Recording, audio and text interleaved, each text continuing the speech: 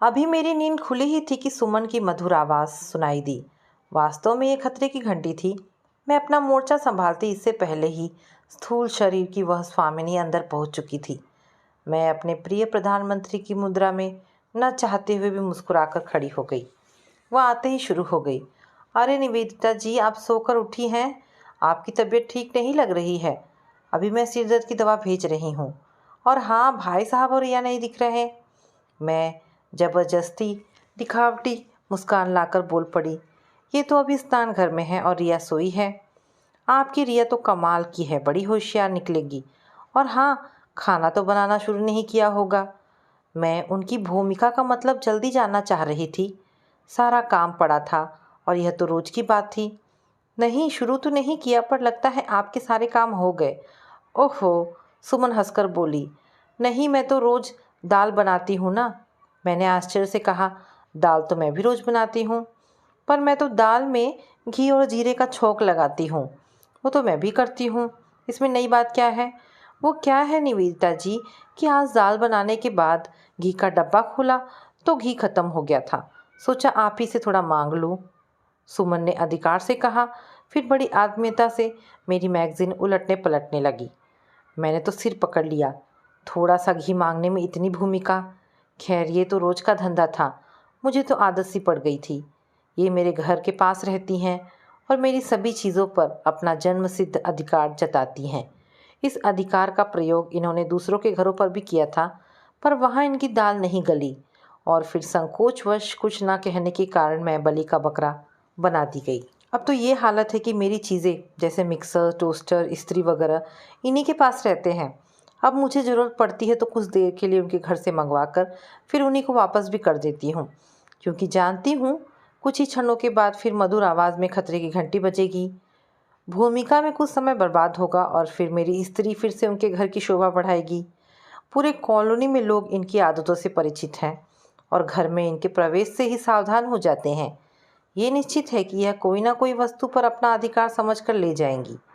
फिर शायद ही वह सामान वापस मिले। सुबह होते ही यह स्टील का एक कटोरा लेकर किसी न किसी घर में, या यूँ कहिए कि अक्सर मेरे ही घर में प्रवेश करती हैं। मैं ना चाहते हुए भी शहीद हो जाती हूँ। ये बात नहीं है कि इनकी आर्थिक स्थिति खराब है या इनमें बजट बनाने की या गृहस्थी चलाने की निपुणता नहीं है। ये हर तरह से कुशल गृहिणी है। हर महीने सामान एवं पैसों की बचत भी कर लेती हैं। पति का अच्छा बिजनेस है। 2 बेटे अच्छा कमाते भी हैं। बेटी पढ़ रही है। खाना एवं कपड़े भी शानदार पहनती है। फिर भी ना जाने क्यों इन्हें मांगने की आदत पड़ चुकी है। जब तक कुछ मांग नहीं लेती तब तक इनके हाथ में खुजली सी होती रहती है। इनकी महानता भी है कि जब आपको किसी चीज़ की अचानक ज़रूरत आ पड़े और इनसे कुछ मांग बैठे तो सीधे इनकार नहीं करेंगी। अपनी आवाज़ में बड़ी चतुराई से मिठास घोलकर आपको टाल देंगी और आपको महसूस भी नहीं होने देंगी। पहले तो आपको व परिवार का हालचाल पूछती हुई ज़बरदस्ती बैठक में बैठा लेंगी। फिर चाय की पत्ती में आत्मीयता घोलकर आपको जबरन चाय पिला देंगी। आप रो भी नहीं सकती और हंस भी नहीं सकती। असमंजस में पड़कर उनकी मिठास को मापती हुई घर लौट जाएंगी। इधर कुछ दिनों से मैं इनकी आदतों से बहुत तंग हो गई थी। मेरे पास शक्कर कम भी होती तो उनके मांगने पर देनी ही पड़ती। इससे मेरी परेशानी बढ़ जाती। दूध कम पड़ने पर भी वो बड़े अधिकार से ले जाती। पहले तो मेरे घर पर ना होने पर वो मेरे नौकर से कुछ ना कुछ मांग ले जाती थी। अब खुद किचन में जाकर अपनी आवश्यकता के अनुसार हल्दी, तेल वगैरह अपनी कटोरी में निकाल लेती हैं। इस बीच अगर मैं लौट आई तो मुझ पर मधुर मुस्कान फेंकती हुई आगे बढ़ जाती हैं। अदा ऐसी मानो कोई एहसान किया हो मुझ पर। मैं तो बिल्कुल आज की पुलिस की तरह हाथ बांधकर अपनी चीज़ों का सती होना देखती रहती हूँ। उनके चले जाने पर पति से इसकी चर्चा जरूर करती हूँ, पर झुंझलाती खुद पर ही। मेरा बजट भी गड़बड़ाने लगा। सामान भी जल्दी ख़त्म होने लगा। होली के दिन तो गजब ही हो गया। मैं जल्दी जल्दी पुए, पूड़ियाँ, मिठाई वगैरह बनाकर टेबल पर सजा रही थी। मेहमान आने ही वाले थे। इधर मेहमान आने शुरू हुए, उधर सुमन खतरे की घंटी बजाती हुई आ पहुंची। दृढ़ निश्चय करके मैं अपना मोर्चा संभालती कि उन्होंने एक प्यारी सी मुस्कान मुझ पर थोप दी और मेरी मदद करने लगी। मैं भीतर ही भीतर मुलायम पड़ने लगी। सोचा आज होली का दिन है, शायद आज कुछ नहीं मांगेगी। पर थोड़ी भूमिका के बाद उन्होंने भेद भरे स्वर में मुझसे अलग कमरे में बुलाया। मैं शंकित मन से उधर गई। उन्होंने अधिकारपूर्वक मुझसे कहा, निवेदिता जी, आज तो मोनू के पिताजी बैंक नहीं जा सकते। कुछ रुपए, यही करीब 1000 रुपये तक मुझे दे दो, मैं कल ही लौटा दूंगी। मेरे ऊपर तो जैसे बिजली गिर पड़ी। मैं इनकार करती, इससे पहले ही वो बोल पड़ी, निवेदिता बहन, तुम तो दे ही दोगी, मैं जानती थी। मैं असमंजस में थी। वह फिर बोली, देखो जल्दी करना, तुम रुपए निकालो, तब तक मैं रसोई से थोड़ी चीनी ले आती हूँ। थैली मेरे पास है। आज मेवों की गुजिया बनाने की सोच रही हूँ, तुम लोगों को भी चखने को दे जाऊंगी। मैं अभी कुछ कहना ही चाहती थी कि और मेहमान भी आ पहुँचे। मैंने जल्दी से पर्स से 1000 रुपये निकाले, सोचा आगे देखा जाएगा। सुमन ने जल्दी से रुपए लपक लिए और रसोई की ओर चल गई। मैं इधर मेहमानों में फंस गई। मैं ठंडी पड़ गई। हाँ हाँ, क्यों नहीं।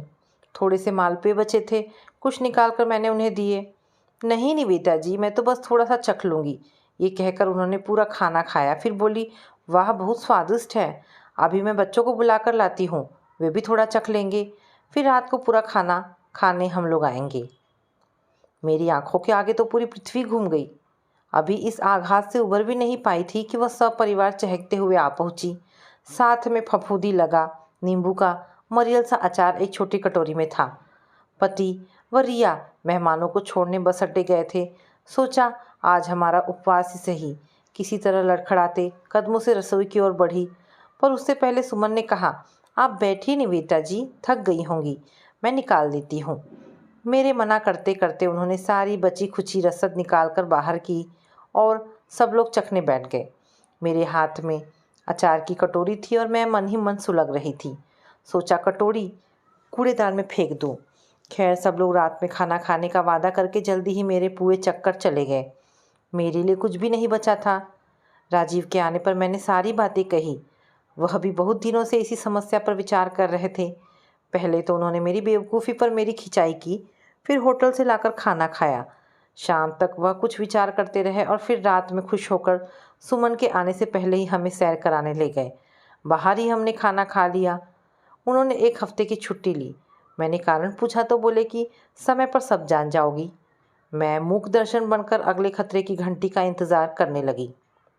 दूसरे दिन सुबह ही सुमन अपनी चिर परिचित मुद्रा में खड़ी हो गई। मैं तो पहले ही अंदर छिप चुकी थी।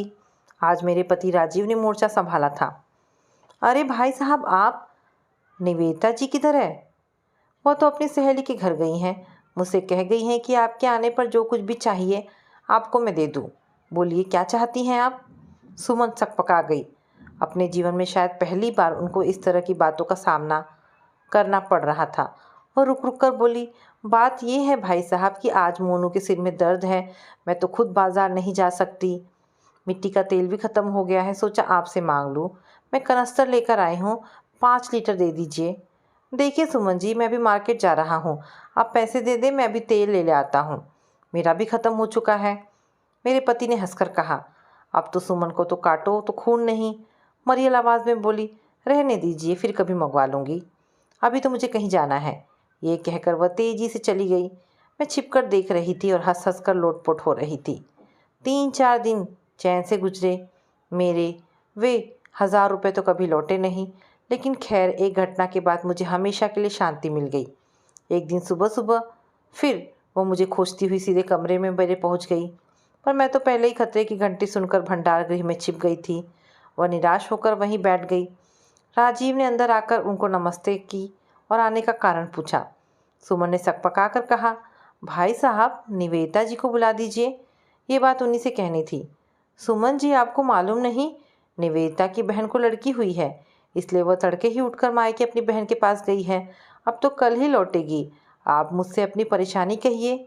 पहले तो वह घबराई, फिर कुछ सहज होकर कहा, भाई साहब, मेरे पति आपकी बहुत तारीफ कर रहे थे, सचमुच आप जैसा पड़ोसी मिलना मुश्किल है। ये तो आपका बड़प्पन है। नहीं नहीं, सचमुच निवेदिता जी भी बहुत अच्छी हैं, मेरे घर में तो सभी उनसे बहुत प्रभावित हैं। इतना अच्छा स्वभाव तो कम ही देखने सुनने को मिलता है। मेरे पति आश्चर्य से उन्हें देख रहे थे और सोच रहे थे कि क्या यही बात इनको कहनी थी। फिर सुमन ने स्वर में मिठास घोलकर कहा, भाई साहब, जब तक निवेदिता जी नहीं आती हैं मैं आपका खाना बना दिया करूँगी। जी शुक्रिया, खाना तो मैं खुद भी बना लेता हूँ। इसके बाद 1 घंटे तक वह अपनी भूमिका बांधती रहीं, पर असली बात बोलने का साहस नहीं कर पा रही थी। अंत में उन्होंने राजीव से विदा मांगी, पर जैसे ही राजीव ने दरवाज़ा बंद करना चाहा, वह अचानक बोल पड़ी, भाई साहब 100 रुपये यदि खुले हो तो दे दीजिए। अच्छा तो रुपए चाहिए? आपको पहले कहना चाहिए था ना, मैं आपको 100 के बदले 200 रुपये दे देता, पर आपने मेरा समय क्यों बर्बाद किया। खैर कोई बात नहीं। राजीव ने जल्दी से पर्स खोलकर 200 रुपये निकाले और कहा, मैं आपको 200 रुपये दे रहा हूँ, मुझे वापस भी नहीं चाहिए, पर कृपया हमारा समय बर्बाद ना किया करें। सुमन खिसियानी बिल्ली की तरह दरवाजे की लकड़ी को टटोलने लगी। भाई साहब इतने रुपए देने की क्या ज़रूरत थी, मुझे तो बस। नहीं नहीं सुमन जी, आप सब ले जाइए, मैं खुशी से दे रहा हूँ। हाँ, कल मैं आपके घर खाना खाने आ रहा हूँ। निवेदिता ने कहा था कल आप छोले भटूरे बनाने वाली हैं। सचमुच आप बहुत स्वादिष्ट छोले बनाती हैं। यहाँ से प्याज अदरक आप खुशी से ले जा सकती हैं। नहीं नहीं भाई साहब, ऐसी कोई बात नहीं है। कल ही तो स्वादिष्ट खीर बनाई थी, पर बच्चों ने सारी ख़त्म कर दी। सोचा था आपको ज़रूर खिलाऊंगी। राजीव ने आश्चर्य से मुंह फैलाकर कहा, अच्छा फिर दूध चावल और पतीला किसके घर से लिया था आपने? अब तो सुमन का रुकना मुश्किल था। अच्छा भाई साहब चलती हूँ, कहती हुई और बेचारगी से मुंह बनाकर वह तेजी से घर की ओर भागी। उस दिन के बाद सुमन ने मांगने की आदत छोड़ दी। इस घटना का जिक्र भी उन्होंने किसी से नहीं किया, क्योंकि इसमें उनकी ही बेइज्जती का डर था। मेरे परिवार से नाराज़ भी नहीं हो सकी, क्योंकि इससे बात खुलने का डर था। फलस्वरूप उनसे हमारे रिश्ते भी ठीक हैं और हम शांति से गुजर बसर कर रहे हैं।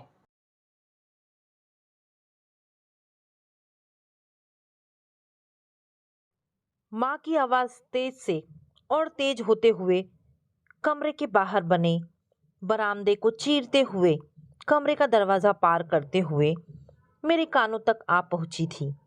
मैंने कंबल के एक कोने से दाएं कान ढके हुए थे। बाएं कान को तकिए में दबाने की कोशिश तो की, लेकिन कुछ फ़ायदा नहीं हुआ। ये जगह नहीं अब तक। अरे अब है, जगो बेटा, ये पीला कुर्ता दे देना इसको पहनने को। माँ की आवाज़ ठीक मेरे पलंग के बगल से आ रही थी। मैं एकदम सांस साधे लेटा रहा। अच्छा लग रहा ये रंग तुम पे। चूड़ियों के बीच में वो 2 मोटे वाले कंगन भी पहन लेती। खैर जैसी तुम्हारी इच्छा। इसको जगा के हॉल में भेजो तुरंत। माँ के जाते ही मैंने धीरे से एक आँख खोलकर कंबल की खिड़की से देखा। मेरी नई नवेली पत्नी शालिनी ड्रेसिंग टेबल के सामने बैठी पूरे मन से तैयार होने में लगी हुई थी। मैंने बड़ी कठिनाई से हंसी रोकी। अब तैयार होने में बचा क्या था। भड़कीली पीली रंग की साड़ी, लाल बॉर्डर वाली, बालों में अनगिनत पिनों के सहयोग से बना भारी भरकम जूड़ा, नेकलेस, चूड़ी, लेकिन चेहरा मुझे दिख नहीं रहा था। मेहनत तो वहाँ भी हुई होगी, लेकिन आज है क्या। विवाह के बाद वाली रस्में, पूजा पाठ सब तो हो चुकी है। सुनिए अब है, आप जाग रहे हैं मुझे पता है। शालिनी ने अपनी गर्दन घुमाई। ये कुर्ता माँ जी दे गई हैं, आपको तैयार होकर हॉल में आने को कहा है तुरंत। मैं गलत नहीं था, चेहरे पर भी बहुत सारा मेकअप किया गया था। ठीक भी है, इतने बड़े मेकअप किट में मायके से आए किसी भी सामान के साथ अन्याय नहीं होना चाहिए। आज कोई पूजा है क्या? मैंने जम्हाई रोकते हुए पूछा। नहीं, वैसे तो परसों लेने आते पापा, लेकिन आज का मुहूर्त निकला पग फेरे के लिए, तो अभी पापा और भैया आ रहे हैं मुझे लेने। आखिर 2 शब्दों पर वह भी रुकी और मैं भी। उसके बाद मैं और देर तक उससे आंखें नहीं मिला पाया। परसों ही हमारा विवाह हुआ था और कल विदा होकर शालिनी मेरे घर, मेरे जीवन में आ चुकी थी, लेकिन 2-4 शब्दों से ज़्यादा हमारी बातचीत नहीं हुई थी। मैं क्या कर रहा था मुझे स्वयं भी नहीं पता था। यह विवाह मेरी मर्जी से नहीं हुआ था। न मुझे शालिनी पसंद आई थी, न बात बात पर धन दौलत गिनाते उसके पापा।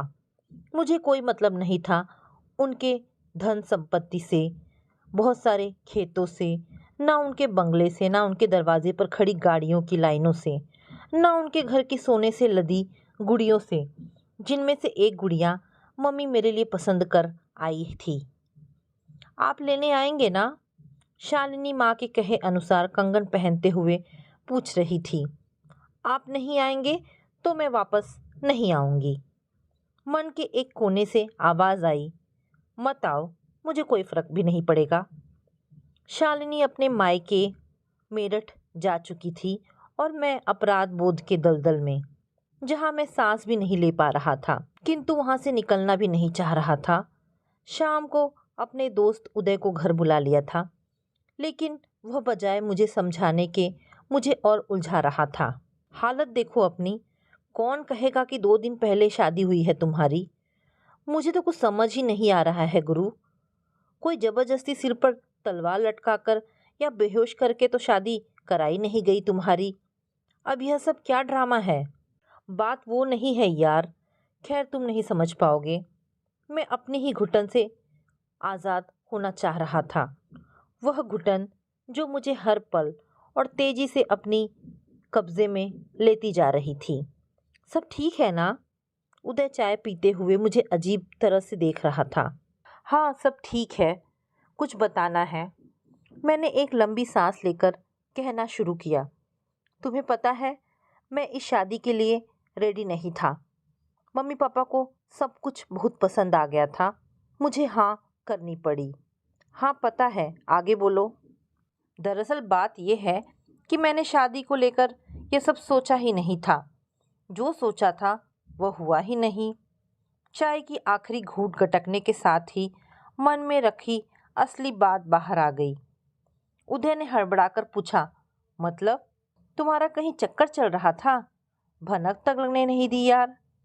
चक्कर भी नहीं कह सकते, बस कुछ शुरू हुआ ही था, या पता नहीं शुरू भी हुआ था या नहीं। उदय को सब बताने के लिए मुझे भी उस बीते समय में जाना पड़ा जहां मैं जाने से कतरा रहा था। लगभग 1 साल पहले की बात थी। हमारी कंपनी की मीटिंग उत्तराखंड में थी। कई शहरों से लोग वहां आकर इकट्ठा हुए थे। अलग अलग जगहों से अलग अलग तरह के लोग। दिन भर चली बोरिंग मीटिंग के बाद करीब 5 बजे हमारा ग्रुप घूमने निकला तो पांव ठिठक गए। कैसा वातावरण था। सजे सवरे घूमते पर्यटक, नीचे तक उतर आए बादल, उबलते स्वीट कॉर्न की हवा में घुली हुई महक और हर थोड़ी दूर पर लाल लाल स्ट्रॉबेरी के ढेर। आप भुट्टा भून कर नहीं देते? एक आवाज़ जिस पर मैं चौंक कर पलटा था। यह शब्द भुट्टा, यह तो उत्तर प्रदेश में बोलते हैं। देखा तो एक बेफिक्री सी लड़की बेतरतीब फैले बालों को एक हाथ से चेहरे पर से हटाती हुई दूसरे हाथ से पर्स से रुपए निकाल रही थी। ये वो क्षण था जहां मैं ठहर गया था। अगले आधे घंटे में मैंने पता लगा लिया था कि वो यानी सौम्या हमारी कंपनी की वाराणसी ब्रांच से थी और हमारे साथ ट्रेनिंग के लिए आई थी। मुझे उत्तराखंड थोड़ा और अच्छा लगने लगा था। वे 6 दिन सपनों जैसे थे। एकदम खिला खिला सा मौसम, हम उम्र लोग, सपने, खिलखिलाहट, सब कुछ जैसे एक सा था। ट्रेनिंग के घंटे कैसे बीतते थे पता ही नहीं चलता था। उसके बाद आती थी शाम, वैसी ही धुंधली सी, जादू सी शाम, जैसी शाम में मैंने सौम्या को पहली बार देखा था। जब हम साथ बैठते थे तो सौम्या की खिलखिलाहट सुनकर मैं मुस्कुरा देता था और सब से बचते बचाते उसको देखता रहता था।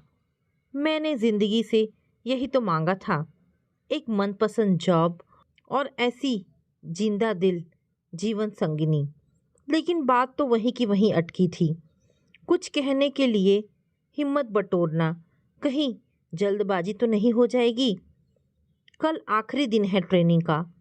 आज शाम को हम लोग यहाँ पर एक झील है, स्वर्ण झील, वहाँ चलेंगे। सौम्या ने एक दिन डिनर पर ऐलान किया। मैंने गौर से देखा उसे, कितनी चंचल, खुश मिजाज, आत्मनिर्भर, आत्मविश्वास से भरी हुई। मेरी किस्मत मुझ पर मेहरबान होगी भी या नहीं, मुझे इंतज़ार था अगले दिन का। मैं तुमसे कुछ बात करना चाहता हूँ सौम्या, मैंने अगले दिन उसी स्वर्ण झील के किनारे धीरे से कहा। बाकी सारे लोग फ़ोटो खींचने में बिजी थे, क्या हुआ? बोलो। अभय। अच्छा सुनो, पहले बोटिंग कर लेते हैं। वो देखो, लोग हल्ला मचा रहे हैं। वो मेरी बात को जैसे अनसुनी करती हुई बोट की तरफ भागी। मैं कट कर ही रह गया। तो तुमने कुछ भी नहीं कहा? उदय के पूछते ही मैं वर्तमान में वापस आया। वह आज जिसमें मैं एक शादीशुदा इंसान हूँ। नहीं, मैंने कुछ नहीं कहा। मुझे लगा थोड़ी जल्दबाजी हो जाएगी। फिर उदय ने उत्सुकता से पूछा, फिर क्या? ट्रेनिंग खत्म हो गई, हम लोग अपने अपने शहर वापस लौट गए। गुड़गांव आकर मेरी सबसे बात होती रही, सौम्या से भी। मैं थोड़ा और समय देना चाहता था इस रिश्ते को, थोड़ा और समझना चाहता था। फिर एक दिन सौम्या का फ़ोन आया। मैं बताते हुए थोड़ा टेंशन में होने लगा था। इतनी ठंड में भी एक बेचैनी सी होने लगी थी। मैंने एक थकी हुई आवाज़ में बात पूरी की। उस दिन जब सौम्या का फ़ोन आया, खुशी उसकी आवाज़ में साफ झलक रही थी। उसने बताया करीब 1 साल से वह अपने पापा को मना रही थी, अब जाकर वे माने हैं उसके बॉयफ्रेंड को अपना दामाद बनाने के लिए। सौम्या अपनी शादी को लेकर और भी बहुत कुछ बताती जा रही थी। शायद मुझे कुछ सुनाई ही नहीं दे रहा था। बस उस दिन से कुछ बुझ गया था मेरे अंदर। हर लड़की में मैं सौम्या को ही ढूंढता। मैंने सोच लिया था कि एक दूसरी सौम्या ही वह खालीपन भर पाएगी। मैं इसलिए शादी से भागता रहा। लेकिन फिर माँ भी ज़िद पर आ गई और शालिनी से विवाह करना पड़ा। थोड़ी देर मेरे और उदय के बीच सन्नाटा पसरा रहा। फिर उदय ने कहना शुरू किया, देखो अभय, तुमको पता है ना कि तुमको क्या करना है? सब ठीक करना है और सब ठीक हो भी जाएगा। पता है, शादी ना गुड़ की मिठास होती है, धीरे धीरे घुलती है। घर आकर मन अजीब सा रहा। पॉकेट से मोबाइल निकालकर देखने लगा था। शालिनी की बहन ने व्हाट्सएप के एक ग्रुप आवर फैमिली में मुझे जोड़ दिया था और वेलकम जीजू के नाम से एक संदेश भी भेज दिया था। मन थोड़ा और कसैला हो गया था। ये सब ड्रामा करना ज़रूरी है क्या? फोटोग्राफर ने शादी की फ़ोटोज़ भेज दी थी। मैंने लैपटॉप पर थोड़ी बहुत देखी, फिर बंद कर दिया। फेसबुक खोला, बहुत देर तक सौम्या के प्रोफाइल पर भटक रहा था कि तब तक माँ आ गई। तुम्हें आज शालिनी को लेने उसके मायके जाना है ना? वही फ़ोन आया था उसके मायके से। मैं माँ की बात सुनकर चिढ़ गया। गुड़गांव से मेरठ ड्राइव करके जाओ लेने? हाँ भय, बाबू जाओ, पति हो आखिर। विचारों के ज्वार भाटा से गुजरते हुए ठीक 1 बजे मैं अपने ससुराल के दरवाजे पर खड़ा था। स्वागत और चुहलबाजी के साथ मुझे सब लोग अंदर ले गए। परिवार के बाकी लोगों के साथ शालिनी ड्राइंग रूम में बैठी हुई थी। एकदम साधारण सूट, बिना मेकअप, नाम मात्र के गहने। इससे पहले मैंने उसे इस तरह नहीं देखा था। हमेशा अपने वज़न से ज़्यादा गहनों और भारी भरकम कपड़ों से लदा हुआ ही देखा था। हमने धीरे से एक दूसरे की ओर देखा। वह धीरे से मुस्कुरा दी। मेरे मन की कोई गांठ जैसे धीरे से खुली। जीजू, आप लोग हनीमून पर कहाँ घूमने जा रहे हैं? शालिनी दी ने तो कुछ नहीं बताया। सीक्रेट है आप लोगों का? साले सालियों का झुंड मुझे घेर कर हमला कर चुका था। मैंने हड़बड़ाकर शालिनी की ओर देखा। ऐसा लगा जैसे उन खाली आंखों में भी यह प्रश्न तैर रहा था। वापस लौटते वक्त कार में मैंने शालिनी को सफाई देने की कोशिश की। ऑफिस में बहुत काम है, अभी तो कहीं जाना नहीं हो पाएगा, बाद में देखते हैं। वह बस हूँ करके रह गई। मैं अपनी नज़रों में थोड़ा और नीचे गिर गया। लड़ लेती, झगड़ लेती या कुछ और पूछती कि ऐसा भी क्या काम है ऑफिस में, मगर नहीं, वह शांत थी और यही शांति मुझे बेचैन कर रही थी। शालिनी कोई कंप्लेन क्यों नहीं करती? शालिनी को मायके से आए लगभग 10 दिन बीत चुके थे और मैं ईमानदारी से कहूँ तो इन 10 दिनों में एक बार भी मुझे वो क्या कहते हैं, हाँ स्पार्क, वो हम दोनों के बीच महसूस ही नहीं हुआ था। दूर खड़े होकर देखे तो सब कुछ अच्छा था। शालिनी घर में सबसे घुलने मिलने लगी थी। माँ पापा के साथ उसकी बातें, हंसी मजाक, घर का माहौल यूँ तो खुशनुमा रहता था। लेकिन हम दोनों एक रस्म जैसी निभा रहे थे वह जिंदगी जो त्योहार जैसी बीतनी चाहिए थी। ये वाला दुपट्टा ऑनलाइन लिया, डर लग रहा था कि कटा फटा ना आ जाए। शालिनी ने बड़े मन से मुझे दिखाया और उतनी ही बेरुखी से मैंने हूँ कहकर बात ख़त्म कर दी। उस समय मैं फेसबुक पर सौम्या की फ़ोटो देख रहा था। आप ऐसा क्यों कर रहे हैं? लैपटॉप बंद कीजिए, मैं आपसे बात कर रही हूँ। शालिनी ठीक मेरे सामने आकर खड़ी हो गई थी। मैंने एक नज़र सौम्या की फ़ोटो पर डाली, फिर उस स्क्रीन के पीछे खड़ी शालिनी को देखा। बोलो क्या बात है? ऑफिस का काम कर रहा हूँ, नहीं करूँ? मैं गुस्से से बोला। मैं वह नहीं कह रही हूँ, छोड़िए कुछ नहीं। शालिनी वो पैकेट उठाकर बाहर चली गई। ये ऐसे पल होते थे जब मैं अपने को बहुत ही कमज़ोर महसूस करने लगता था। मैं सौम्या को क्यों नहीं भूल पा रहा हूँ? मैं शालिनी को उसकी जगह क्यों नहीं दे पा रहा हूँ? मेरे और शालिनी के खास नज़दीक पलों में भी सौम्या ही रहती थी क्या मेरे आस पास? इतनी उलझनों के बीच भी ज़िंदगी मंथर गति से बढ़ी जा रही थी। कभी मन में आता सब कुछ छोड़कर कहीं भाग जाऊं, कभी मन में आता कि कितना गलत कर रहा हूँ शालिनी के साथ। इस मंदिर के बारे में मैंने बहुत सुना था, सच में बहुत अच्छा है। उस शाम कामाख्या देवी के मंदिर में आते ही शालिनी बोली, एक सेल्फी लेते हैं, इधर देखिए। मैं ज़बरदस्ती मुस्कुराया। वह कुछ बोलते बोलते रह गई। अब घर चले? मैंने मोबाइल फ़ोन में टाइम देखते हुए पूछा। शालिनी ने ना में सिर हिलाई और वहीं सीढ़ियों पर बैठ गई। माहौल में एक सम्मोहन घुला हुआ था। सामने दूर तक फैली नदी, फूलों से सजी दुकानें और मंदिर से आती आरती की आवाज़। आपसे उस दिन भी पूछा था, आप मुझसे गुस्सा क्यों रहते हैं? शालिनी ने सीधे मेरी आंखों में झांककर पूछा। ऐसा कुछ नहीं है। मैंने नज़रें घुमा ली। आकाश में सूरज ढलते ढलते एक दिन अपने साथ लेता जा रहा था। मैं अपनी पढ़ाई पूरी करना चाहती हूँ, एमकॉम में एडमिशन लेना चाहती हूँ। शालिनी ने भी अस्त होते सूरज की ओर देखते हुए कहा। अच्छी बात है, मैंने शालिनी की ओर देखते हुए कहा।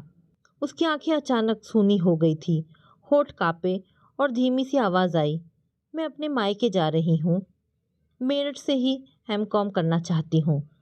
आपके पापा मम्मी से भी बात कर ली है इस बारे में, वे रेडी हैं। मैंने चौंक कर उसकी ओर देखा। चेहरा सपाट था, जैसे बहुत कुछ सोचकर उसने बोला हो। मैंने और गौर से उसका चेहरा देखा। उस सपाट चेहरे पर दर्द की कुछ लकीरें खींची हुई थी। मैं घर आकर बेचैन हो गया था। पूरी रात ढंग से सो नहीं पाया। एक बेचैनी मेरे ऊपर हावी रही। अजीब अजीब से सपने आते रहे। कभी देखता कि शालिनी और मैं खाना खा रहे हैं, कभी देखता कि कार चलाते वक्त मैंने उससे कहा सीट बेल्ट लगाओ। फिर देखा कि वह उसी मंदिर वाली सीढ़ी पर बैठकर कह रही है, अब मैं कभी वापस नहीं आऊँगी। एकदम से हड़बड़ाकर आँख खुली तो देखा शालिनी बगल में सो रही थी। मन को सुकून मिला। ये सपना था। ये मेरे साथ क्या हो रहा था? माँ पापा भी इस बात पर तैयार हो गए कि वह मेरठ से एमकॉम करेगी, यानी शालिनी सचमुच चली जाएगी। मैं तो गलत था ही, शायद इसलिए शालिनी भी नहीं जुड़ पाई और इतने आराम से कह दिया कि मेरठ से पढ़ना है। क्या कहा था उदय ने उस दिन? शादी गुड़ की मिठास है। कैसी मिठास? कहीं भी तो नहीं घुली किसी की भी मन में। सुबह उठा तो सिर भारी था। शालिनी का फ़ोन पलंग पर रखा था। लगातार मैसेज की आवाज़ आ रही थी। मैंने खुद को समझाया कि किसी का फ़ोन चुपचाप देखना गलत है, लेकिन रुक नहीं पाया। फ़ोन में देखा, कई मैसेज में से एक शालिनी की भाभी का मैसेज था। तुम कल इतना रोई, मेरा भी जी दुख गया शालिनी। मैं कुछ समझ नहीं पा रहा था। जा तो रही है इनकी शालिनी इनके पास, फिर किस बात पर जी दुखा जा रहा है? स्क्रॉल करके ऊपर वाले मैसेज पढ़े। शालिनी के भेजे एक मैसेज पर आंखें रुक गई। मैंने कह दिया भाभी कि मैं मेरठ से एमकॉम करूँगी। इनको तब भी कोई फ़र्क नहीं पड़ा, वैसा ही मुंह बना रहा जैसा हमेशा रहता है। ये तो रह लेंगे आराम से मेरे बिना।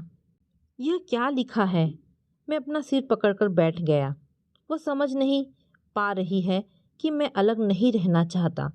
मैं खुद कितना बड़ा बेवकूफ़ हूँ। उससे कह क्यों नहीं देता कि मैं नहीं चाहता अलग रहना। मैं फ़ैसला ले चुका था, बस बहुत हुआ। अब मैं सब ठीक करके ही रहूँगा। मेरा फ़ोन यहाँ है क्या? शालिनी ने कमरे में आते हुए पूछा। मैंने एक लंबी सांस लेकर शालिनी को पास बैठने का इशारा किया। मुझसे गुस्सा हो शालिनी? इतने दिनों में पहली बार इस तरह मैंने उससे बात की थी। पल भर में उसकी आंखें भर आई। नहीं तो फिर मेरठ क्यों जा रही हो? यहाँ से भी तो पढ़ाई कर सकती हो। मैंने धीरे से उसका हाथ पकड़ा। आंसू उसके गाल भिगोने लगे थे। कहीं से भी करूं क्या फ़र्क पड़ेगा? वह रूंधे गले से बोली। मुझे फ़र्क पड़ेगा शालिनी, प्लीज़ मत जाओ। मुझे यकीन नहीं हो रहा था, लेकिन मेरी भी आवाज़ भीग चुकी थी। वह मेरा हाथ पकड़कर फफक कर रो पड़ी। मैंने अपने पास उसको खींच लिया। मन की सारी शिकायतें आंसुओं के साथ निकल रही थी। हम दोनों रो रहे थे, मुस्कुरा भी रहे थे। हमारी शादी सचमुच गुड़ की मिठास थी जो धीरे धीरे घुल रही थी। तो दोस्तों, ये छोटी सी कहानी यहाँ पर समाप्त होती है। आशा करती हूँ कहानी पसंद आई होगी। अगर कहानी पसंद आई है तो प्लीज़ इसे लाइक एंड शेयर करें। दोस्तों, ऐसी ढेरों पारिवारिक और शिक्षाप्रद कहानी सुनने के लिए मेरे चैनल को प्लीज़ सब्सक्राइब करें। धन्यवाद दोस्तों।